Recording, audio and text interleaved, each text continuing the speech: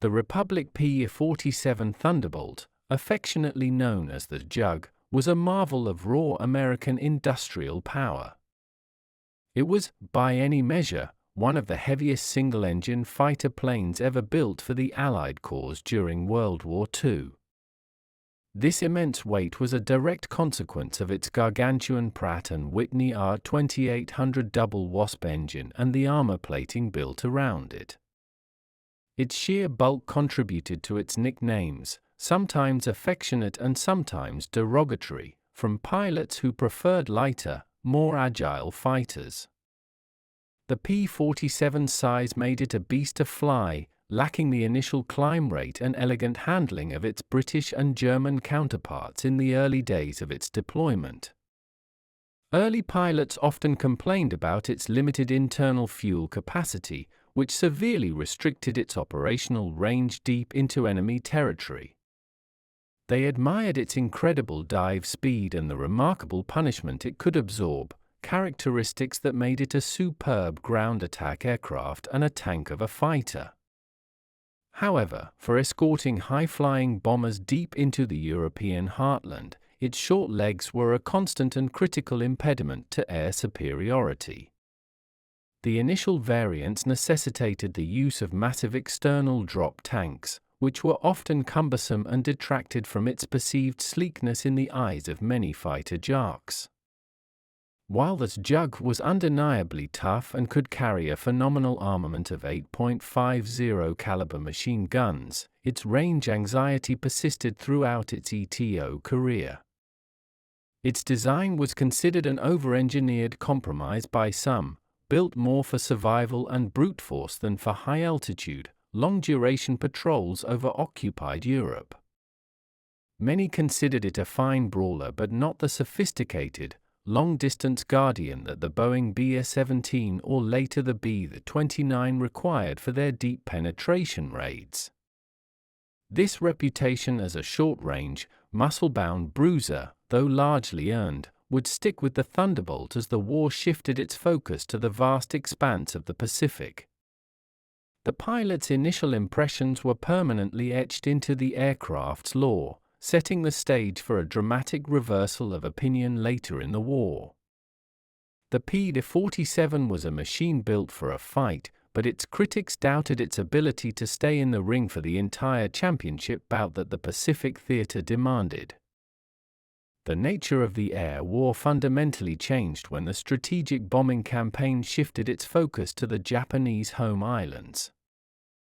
The immense theater of operations in the Pacific presented logistical and technical challenges previously unseen in the relatively compact European skies. The primary American staging areas for the most critical missions were the Mariana Islands, including Saipan and Tinian, thousands of miles away from the Japanese mainland. These distances dwarfed the longest bomber runs made over Germany, stretching the endurance and capability of all aircraft to their absolute limits. The centerpiece of this new offensive was the Boeing B-29 Superfortress, a technological marvel designed specifically for ultra-long-range strategic bombing. While the B-29 could reach Japan, its journey was an agonizing round trip of over 3,000 miles, leaving the enormous, slow-moving bombers vulnerable for many hours. For much of the flight, the B-29s were completely unescorted, flying alone over hostile ocean and then facing concentrated Japanese air defenses without fighter protection. The existing American fighters in the theater, such as the P-51 Mustang, while capable of long range, often could not cover the entire B-29 route and had to turn back too early. This created a critical point of no return where the bombers were left exposed and subject to the relentless attacks of Japanese interceptors on their weary return journey. The lack of consistent fighter escort led to devastating losses for the B-29 formations, and the morale of the bomber crews was severely tested on every sortie. Japanese pilots, knowing the American fighters' range limitations, would often wait patiently for the inevitable moment when the escorting fighters were forced to peel away. The superfortresses were powerful, but they were also targets, and a fighter-free sky was an invitation for coordinated enemy attacks that could cripple an entire formation. The Pacific Air Command desperately needed a fighter capable of not just reaching the target, but staying with the bombers for the entire duration of the staggering 15-hour flight. This unprecedented requirement demanded a radical rethinking of what a single-engine fighter plane was capable of achieving in terms of pure range. The vulnerability of the B-29 superfortress over the Japanese homeland became a crippling strategic issue for the Allied campaign. Massive losses to both anti-aircraft fire and enemy fighters were undermining the efficacy of the costly and crucial firebombing missions. Japanese interceptors were proving particularly adept at attacking the B-29 formations during the long, unprotected return leg of the journey. The sheer attrition rate of the bombers necessitated an urgent solution to provide continuous, high-altitude escort from the Marianas to the Japanese mainland and back. Early attempts using existing fighters demonstrated the profound limitations of the current designs, which were simply not built for such epic endurance flights. Pilots were pushing their P-51 Mustangs and P-38 Lightnings past their structural and fuel limits, often at great personal risk to themselves and their invaluable aircraft. The logistical strain of recovering lost bombers and crews was enormous, putting intense pressure on the already overstretched rescue and supply chains across the Pacific. Without a dedicated, long-range escort fighter, the costly B-29 program itself was in danger of becoming unsustainable due to the constant drain on resources and personnel. The psychological toll on the bomber crews was arguably even greater than the physical losses they sustained on each dangerous mission. These men knew that once they passed the range threshold, they were essentially flying a gauntlet with no guaranteed protection for several critical hours. The sight of enemy fighters closing in, knowing their own fighter escorts were long gone, created an atmosphere of dread that permeated every bombing sortie. It became abundantly clear to strategists that air superiority over the target area was meaningless if it could not be maintained across the entire route of attack. The problem was not a lack of courage or skill, but a fundamental technical deficit in the available fighter fleet's ability to cover the immense strategic distance. The entire Pacific Air War hinged on the ability to protect the B-29s, and a solution had to be found quickly to mitigate the devastating, preventable losses. The strategic imperative was unmistakable: a fighter had to fly as far as the superfortress, or the campaign would continue to hemorrhage its most valuable assets.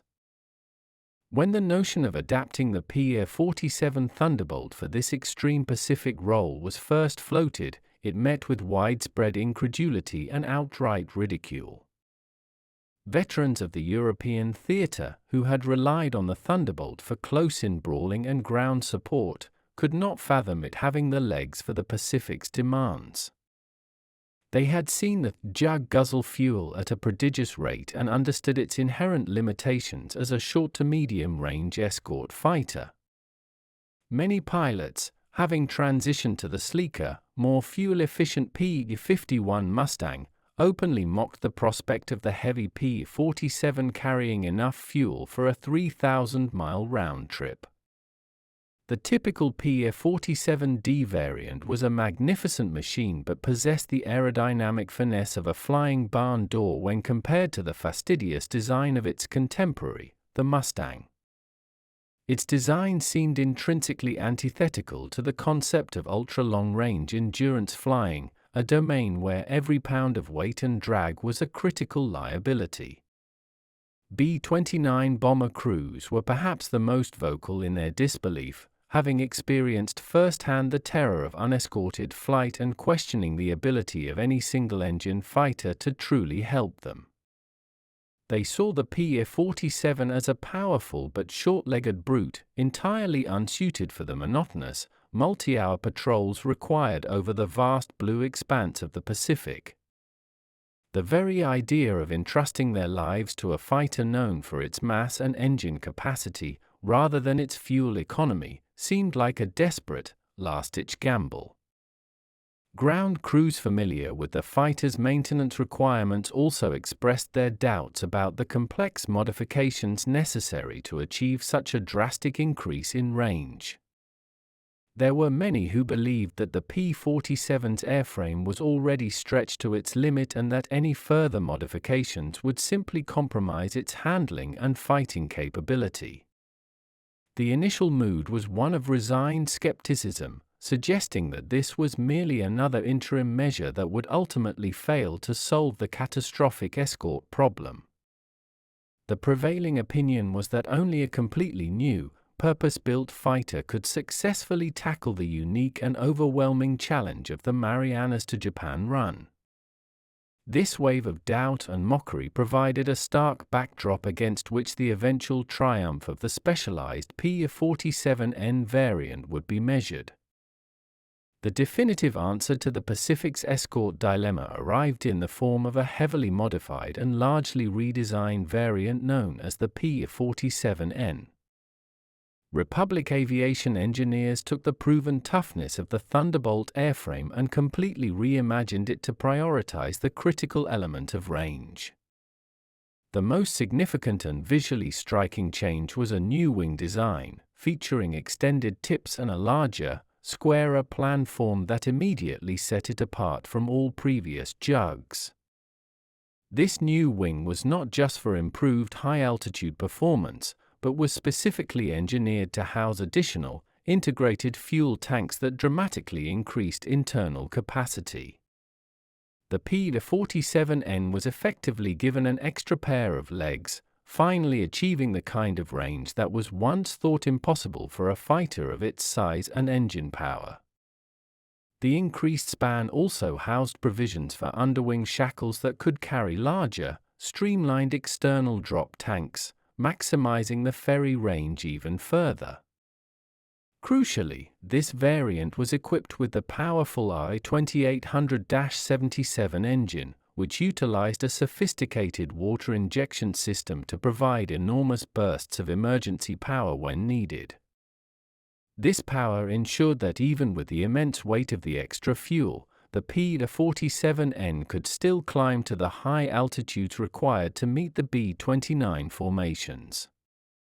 The engineers also focused on simplifying some internal systems and reinforcing the landing gear to handle the massive gross weight of the fully fueled aircraft on takeoff. The P-47N's mission was clear and uncompromising: to protect the B-29s all the way to their target and, more importantly, on the entire journey back to the Marianas. It was no longer just a brawler, it had evolved into a specialized endurance athlete, a dedicated guardian angel for the American Strategic Bombing Force. This variant represented the ultimate evolution of the Thunderbolt, pushing the limits of its original design to meet the most demanding operational requirement of the Pacific War. The aircraft retained the heavy armament and rugged construction that made the P-47 famous, but now possessed a new, strategic dimension that instantly elevated its importance. The P-47N was a remarkable testament to the ingenuity of the American aerospace engineers who had to overcome seemingly insurmountable hurdles of physics and aerodynamics. The central challenge was designing a wing that could accommodate hundreds of gallons of additional fuel without fundamentally compromising the structural integrity or the fighter's combat performance. They developed a sophisticated, wet wing concept where the wings themselves were sealed and utilized as enormous integral fuel tanks, a significant technical leap for the time. The new laminar flow wing profile was subtly optimized to reduce drag, an essential requirement when flying for such extraordinary durations at high cruising speeds. Fuel systems engineers created a complex network of pumps and valves to ensure reliable fuel feed from the various internal and external tanks to the massive double-wasp engine. They had to meticulously account for the constantly changing center of gravity as fuel was consumed, which required precise sequencing of the tank usage to maintain stable flight characteristics. The sheer takeoff weight of the fully fueled PE-47N was a record for a single-engine fighter, placing incredible stress on the landing gear and requiring maximum power for safe rotation. The powerful RS-2800 engine was tuned for efficiency at cruising altitudes while retaining the ability to unleash a burst of combat power for interception when engaging enemy aircraft. A secondary challenge was maintaining pilot comfort and alertness for the 8 to 10-hour mission durations, leading to ergonomic and instrumentation improvements in the cockpit. The entire design process was a focused, high-speed collaboration aimed at solving a singular, critical military problem that threatened to derail the final phase of the Pacific conflict. The engineers' success meant the B-29 crews would finally have the constant, reassuring presence of a friendly fighter, turning a desperate gamble into a calculated risk. The resulting PE-47N looked less like an improvisation and more like a carefully considered, purpose-built machine, proving that the Thunderbolt still had untapped potential. Their work transformed the perception of the PE-47 from a European brawler to a long-range, intercontinental escort champion. The introduction of the PE-47N necessitated a complete overhaul of pilot training, shifting the focus from high-G dogfighting to the meticulous art of ultra-long-range flying. Pilots selected for the PE-47N squadrons in the Pacific were required to master an entirely new discipline, fuel management and precision navigation over featureless open water. The difference between a successful mission and a potentially deadly ditching in the ocean came down to the absolute mastery of the complex sequence of fuel tank selection. New flight doctrine emphasized the critical importance of maintaining a precise, fuel-efficient cruise setting for hours on end, often requiring a level of sustained discipline unfamiliar to fighter pilots. Training missions simulated the grueling duration of the Marianas to Japan flight, forcing pilots to remain alert and focused for 8 or more hours in the cramped cockpit. They learned to rely on celestial navigation and drift calculations, as traditional landmarks were entirely absent during the vast oceanic legs of the journey. The escort role itself required a specific set of skills, demanding that the fighters stay perfectly positioned relative to the B-29 formation without disrupting the bomber's steady progress. P-47N pilots had to practice high-altitude formations with the heavy bombers, maintaining their position without expending excess fuel in constant corrections. Simulated combat drills focused on rapid, fuel-conservative engagements, teaching pilots to quickly dispatch interceptors and immediately return to their escort duties. The training also included rigorous water survival techniques, acknowledging that mechanical failures over the ocean were a constant and terrifying possibility. This rigorous preparation was essential because the operational environment of the Pacific left no margin for error or lapses in concentration over the endless sea. The pilots were transformed from conventional fighter aces into strategic endurance flyers, tasked with a mission that relied as much on mathematics as it did on marksmanship. Their dedication to mastering the PE-47N's unique demands ensured that the bomber crews would not be abandoned thousands of miles from their base. The air was thick with tension and apprehension as the first full-scale, deep-strike B-29 mission with the PE-47N escort prepared for takeoff. It was not merely another combat sortie. It represented a test of an entirely new strategic concept and the culmination of years of intensive aircraft development. Ground crews had spent the night meticulously fueling the P-47NS to their absolute maximum capacity, strapping on the massive, non-jettisonable external tanks. The pilots, fueled by a mixture of adrenaline and the knowledge of their critical responsibility, climbed into cockpits for a flight that would redefine the limits of piston-engine aviation. The heavily laden fighters struggled down the long, tropical runways, their huge engines roaring under the weight of the fuel and armament. Once airborne and joined with the Superfortress formation, the P-47NS settled into their assigned positions, a welcome, visible reassurance to the bomber crews. The journey began in the darkness before dawn, heading north over the vast, empty expanse of the western Pacific Ocean toward the distant, hostile Japanese coast. Hours passed in monotonous silence, broken only by the rhythmic drone of the powerful I-2800 engines and the constant, subtle adjustments of the throttle. Navigation was paramount, as a deviation of even a few degrees could lead to a fatal failure to rendezvous with the bombers or locate the remote island base on return. As the coast of Japan finally appeared on the horizon, the P-47N pilots knew their true work was about to begin, entering the enemy's air defense zone. The fighters continued to maintain their vigilant position, a stark contrast to previous missions where the escort would have been long gone by this critical point. The sight of the P-47NS remaining resolutely with the formation as they pushed toward the target provided an immediate and enormous boost to the morale of the vulnerable B-29 crews. This first mission proved that the P-47N could perform the impossible, effectively turning the Atlantic's short-range brawler into the Pacific's undisputed endurance king.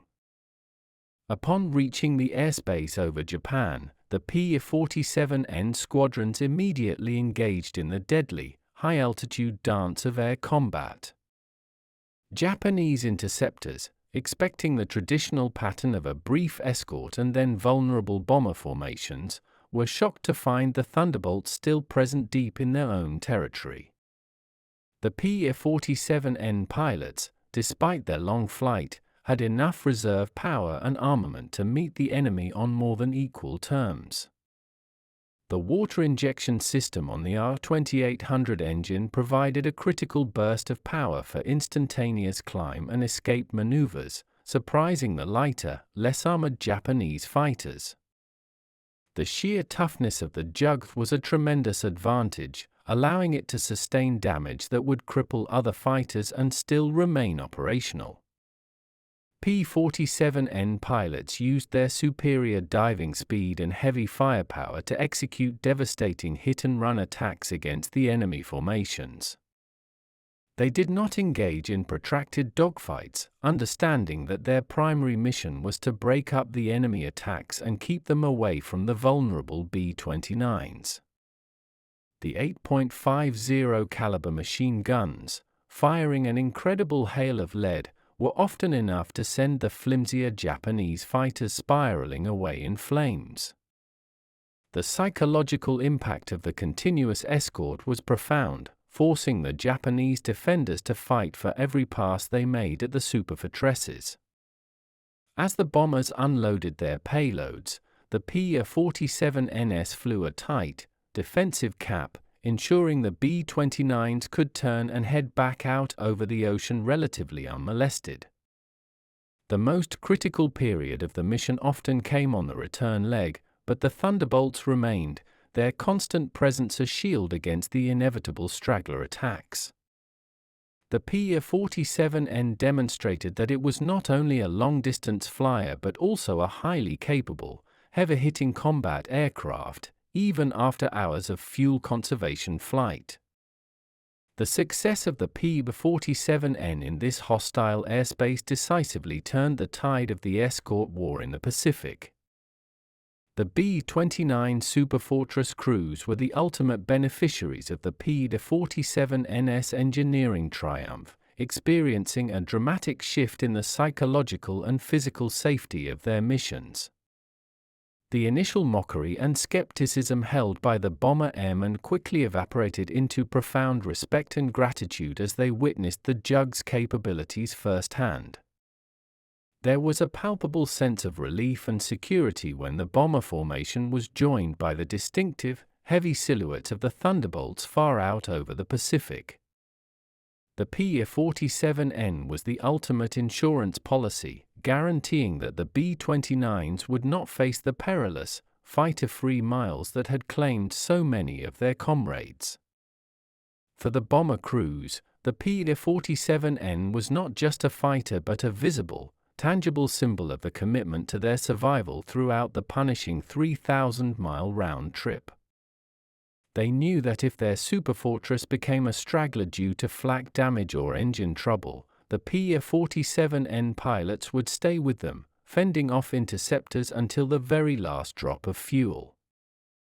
This loyalty and dedication to the escort mission fundamentally improved the morale and combat effectiveness of the entire B-29 operation. The psychological boost of consistent fighter protection led to more accurate bombing runs and a greater willingness to endure the intense flak over the Japanese targets.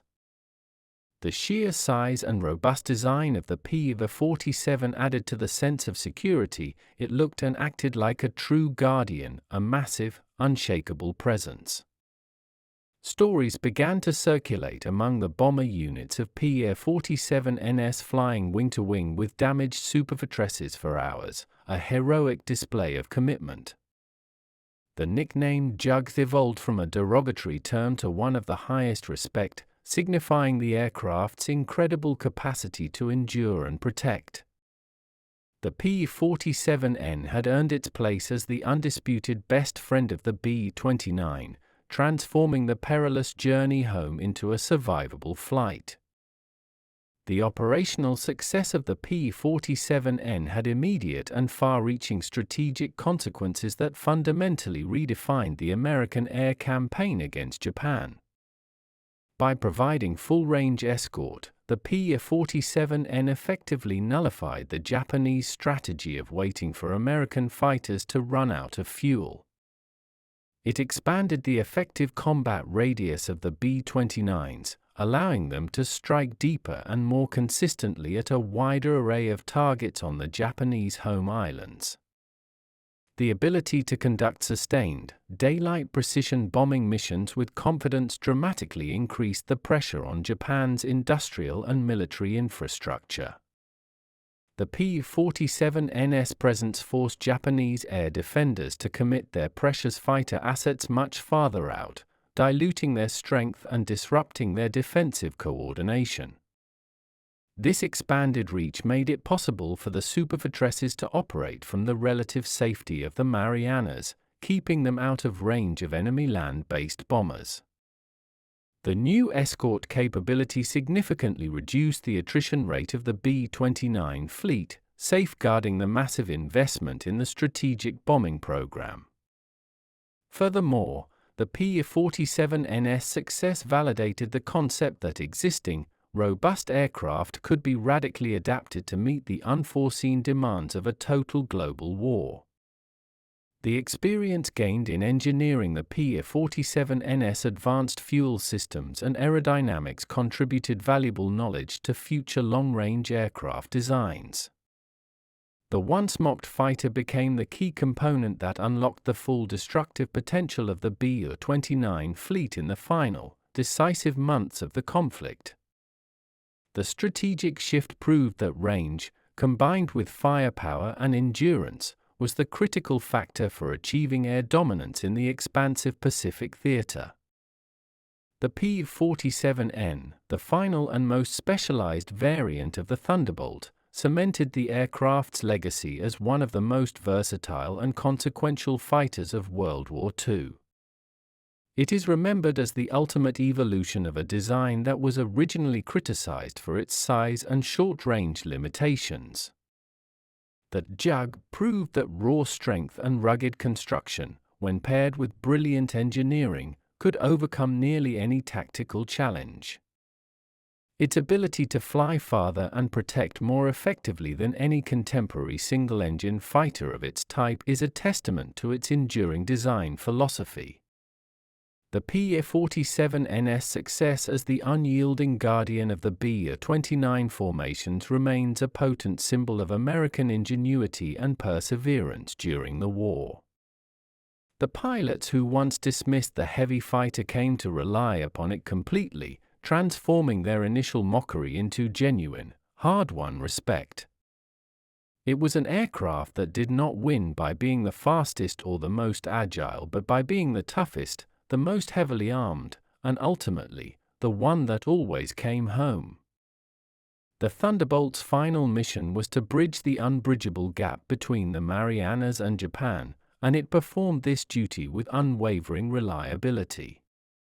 Its story is a classic example of an underappreciated workhorse that, through crucial modification, rose to become an indispensable component of a winning strategy. The Pa-47N provided the escort that was desperately needed, ensuring that the critical strategic bombing campaign could proceed to its conclusion without crippling losses.